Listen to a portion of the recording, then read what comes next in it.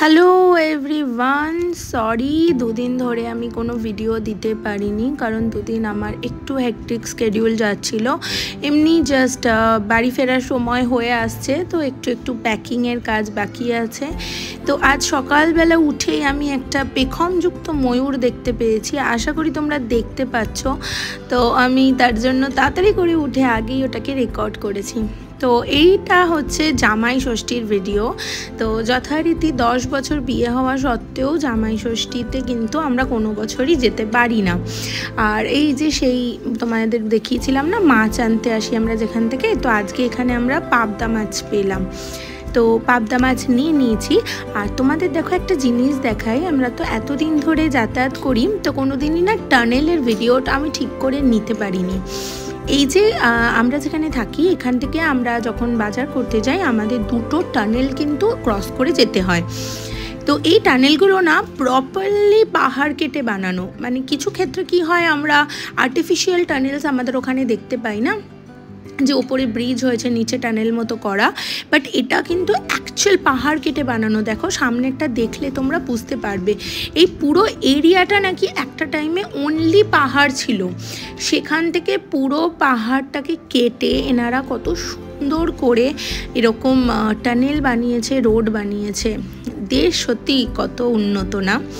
তো যাই হোক, আমরা এসছি বাজার করতে, আর ডুগু ভীষণ ফ্রাস্ট্রেটেড, কারণ ওকে জাস্ট রীতিমতো ঘুম থেকে তুলিয়ে আমরা বাজার নিয়ে চলে এসেছি। আর বাইরে আজকে ছিল প্রচণ্ড গরম, মানে কেউ বলতেই পারবে না যে জাস্ট কদিন আগে এখানে এত বৃষ্টি হয়েছে। তো বাজার করব, আমরা দেখছিলাম যে কি পাওয়া যায়, খুঁজছিলাম ফুলকপি। অবশেষে এই ছেলেটার কাছে একটা ফুলকপি পেয়েছি। দেখো ফুলকপিগুলো কি সুন্দর না। আমাদের ওখানে না ফুলকপি কিন্তু জাস্ট টাইমেই পাওয়া যায়। তো আমরা ফুলকপি ওর কাছ থেকে নিয়েছি, আর এখান থেকে একটু গাজর নিচ্ছি।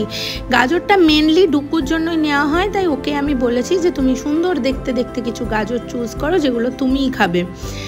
তো হাইড্রেশন ইজ মাস্ট, জল তো নিয়েই আসতে হয়। আমাদের এখন রাস্তায় বেরোলে জল, মানে জলের বোতলের সংখ্যা আমাদের লাগেজের থেকে বেশি হয়ে যাচ্ছে, এত হিট এখানে। তো আমি তো ডুগুকেই ধরে রয়েছি, বেচারা অর্জুন ওখানে সব বাজার করছে। তো একটা জিনিস ভালো যে কিছু কিছু জায়গায় দেখো এরকম বড় বড় গাছ থাকাতে সকলে ওই গাছের তলায় বসে কিন্তু বাজারটা করতে পারছে।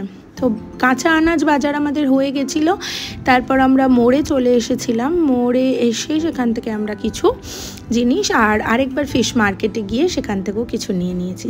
আর এই হচ্ছে আমার বরের জামাই ষষ্ঠীর থালি। তো কোনো দিন আমার মা তো এখনও পর্যন্ত জামাই ষষ্ঠী করে উঠতে পারেনি, তবে জামাই ষষ্ঠীর এক্সপিরিয়েন্স কিন্তু আমার হয়ে যাচ্ছে, কারণ মার জামাইকে আমাকেই খাবার করে দিতে হয়।